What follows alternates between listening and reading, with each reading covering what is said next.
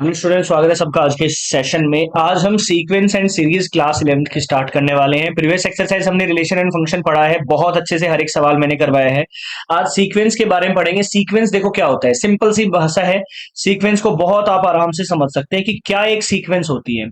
जैसे कोई भी नंबर एक स्पेशल ऑर्डर में आते हैं, स्पेशल अरेंजमेंट्स में आते हैं। जैसे हमारे पास देखिए ये आ रहा है 2 4 6 8 10 और ऐसे ही चलता जा रहा है। तो ये जो नंबर्स हमें दिए हुए होते हैं ना एक स्पेशल ऑर्डर में, जैसे 2 से 2 ऐड किया 4 आएगा, फिर 2 ऐड करेंगे 6 आएगा, फिर 2 ऐड करेंगे 8 आएगा, फिर 2 ऐड करेंगे 10 आएगा। तो ये एक स्पेशल सीक्वेंस हो गई।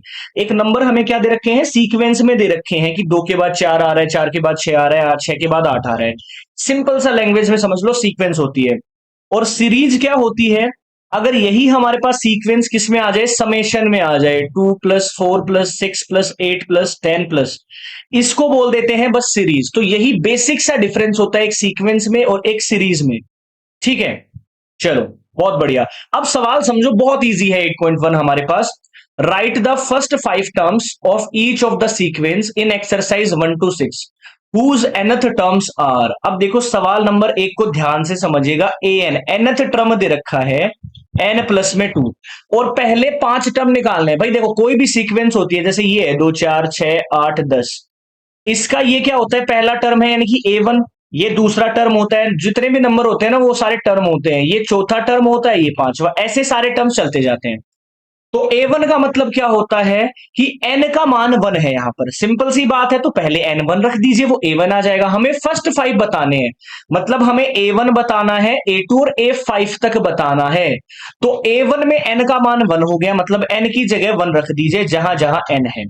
तो ये कितना आ जाएगा, 2 और 1 3, यानी कि A1 की वैल्यू आ गई 3, पहला टर्म आ गया।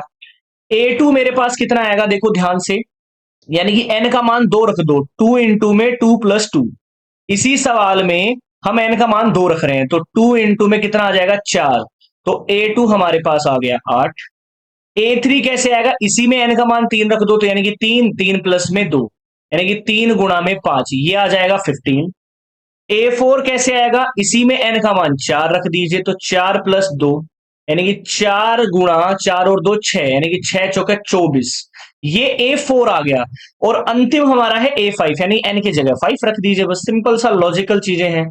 ठीक है, 5 गुणा में 7, यानी कि 35। तो पहले 5 टर्म कौन से हो गए, 3 8 15 24 और 35, ये पहले 5 टर्म हो गए इस सवाल के लिए। चलो अगला सवाल देख लेते हैं, क्वेश्चन नंबर 2, बड़े आसान सवाल है। एन हमें दे रखा है n/n+1। A1 कैसे आएगा भाई, n का मान 1 रख दीजिए, तो यानी कि 1/(1+1), यानी कि 1/2 आ गया पहला टर्म। A2 मतलब n जहां जहां है वहां 2 रख दीजिए, 2 2 + 1, यानी कि 2/3, सारे फ्रैक्शन में आ रहे हैं अब की बार। A3 का क्या मतलब हो गया, 3/3+1, यानी कि 3/4 आ जाएगा। A4 क्या आ जाएगा, 4/4+1, यानी कि 4/5 आ जाएगा। और A5 हमारे पास आ जाएगा 5/5+1, यानी कि 5/6। तो ये हमारे फर्स्ट 5। अब फर्स्ट 10 भी पूछ सकता है, अगर सीधा ये पूछे कि आप 20वां टर्म बताओ, तो n का मान 20 रख देना, बस यही चक्कर है इन सारे सवाल में। आई होप ये दोनों सवाल बहुत इजी हैं, समझ में आया होगा।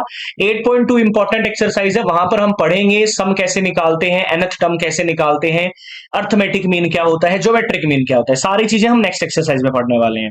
चलो, तो ये सभी को अगर समझ में आया तो लाइक जरूर करके जाना, कमेंट कर देना जो भी अपना डाउट है। मॉर्निंग 9 AM पर वीडियोस अपलोड हो जाती हैं। जय हिंद।